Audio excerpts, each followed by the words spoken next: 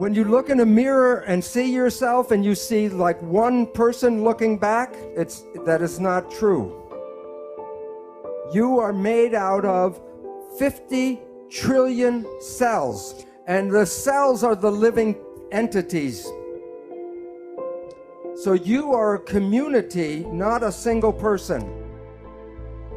But your mind is the government for the 50 trillion cells. And if you have a good government, you have health. The secret I found out is two. First part is to know, to have the knowledge. But the second part is the most important, and that part is you must actually use the science in your life or it doesn't work. So the powerful part is in the mind. Every function that you see in the human body is already present in every cell. Every cell has a respiratory, a digestive, an excretory system, a nervous system, and even an immune system in every single cell. So it's easier to understand how one cell works than to try to understand how 50 trillion cells work. There are two beliefs about how life works, and they're very different opposing beliefs. These beliefs come from the time of the ancient Greeks before Christ. And the first belief is from a man called Democritus. He is the man that gave us the word atom. And this is what he said about how life works. What you see physically is all there is. There's nothing in the empty space. If you want to understand life, then you have to understand atoms, and that means uncuttable. The smallest thing is an atom. And there's atoms, and then there's empty space. So atoms are in space. And then motion is when atoms hit each other and bounce like a billiard ball. So life is atoms colliding with each other. A completely different point of view is provided by Socrates. He has a dualistic vision. One is there's an invisible energy which he calls a form or a soul that gives shape to matter. This energy was here before life and will be here forever. The energy is separate from matter. That the energy is perfect and ideal, and it is unchanging. So there are two beliefs of how cells are controlled. One is the control comes from the outside in, and the other is that the control is from the inside and goes out. The belief from the outside control is from Socrates, that a form or a soul comes in and gives life. And the followers of Socrates are spiritualists. In contrast, the followers of Democritus talk about atoms and mechanism. And in today's world, religion is the follower of Socrates, and science follows Democritus. So conventional science is reductionistic. It takes things apart and studies pieces. But the new physics says, no, you have to study wholeness because you cannot separate the energy. So when a doctor looks at a sick patient in his office, he looks at his physical body and tries to understand what's going on.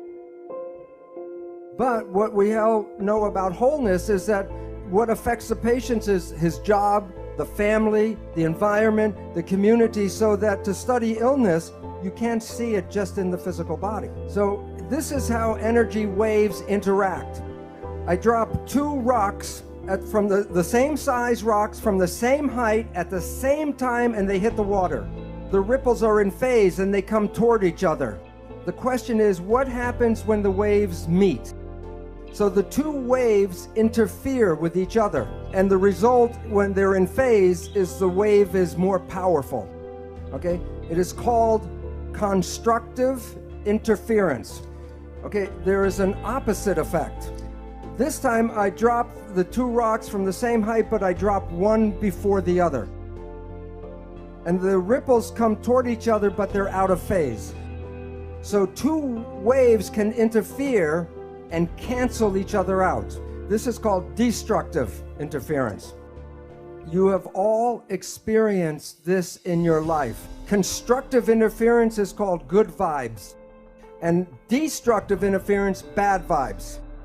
So let's say it's a Saturday night and you have to go to a party and you're tired, and you go to the party and you meet some people who are in wave harmony, and the waves are in harmony with you. And your energy and their energy in phase gives you more power, and then you are walking around with on your feet, on your toes, very high, constructive interference.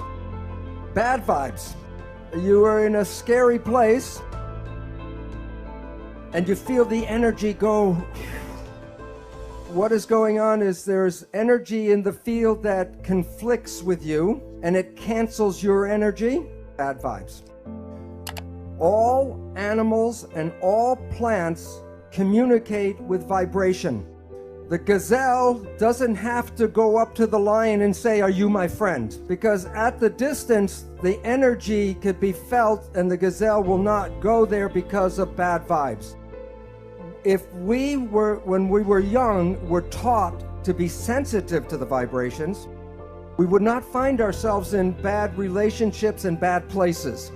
But we are usually told not to go by our feelings, but to listen to what people have to say. Language was designed to hide feelings. So the point is, all organisms communicate by vibrations and know if they're in a good place or a bad place by reading the vibrations. But we humans have that ability, but are not trained to use that ability. When we see people, like if I look at the audience or you see us, we see people as physical particles and machines. But that's an illusion, because what we are interacting waves. That's why one person can affect another person just by being in the field. What can cause disease? There's only two things. Either the protein is bad or the signal is bad. Now, people with bad proteins got them from birth defects, because if you were born with defective genes and the genes make the protein, then the protein is defective. But less than 5% of the population has birth defects. That means 95% of the people should have a healthy, happy existence. But if you were one of the healthy people and now you are sick, what would cause the problem? All right, there are only 3 ways to mess up the signal. 1, trauma. So if I fall off the stage, the signal is interfered with. Number 2, toxins. If the chemistry is not good inside the body, the signal cannot be passed through bad chemicals. Both of these interfere with the propagation of the signal. But the third one is thought, the mind. There's nothing wrong with the body. It's just sending the wrong signal at the wrong time. So if you change your thought and your mind, you can change the biology. The mind is the primary cause of illness on our planet today. What is the name of the switch that controls your biology? Perception. And why that's important is that it's you and how you see the world that controls the biology. So conclusion number 1, perception controls behavior. Yet every day the media still tells you that genes control this and genes control that. And then people get nervous about what genes are in their family. If you look for the disease, you can create the disease through epigenetics. If you change your perception, you change the reading of your genes. If someone tells you you're going to have a disease and you believe that, then you can create the disease.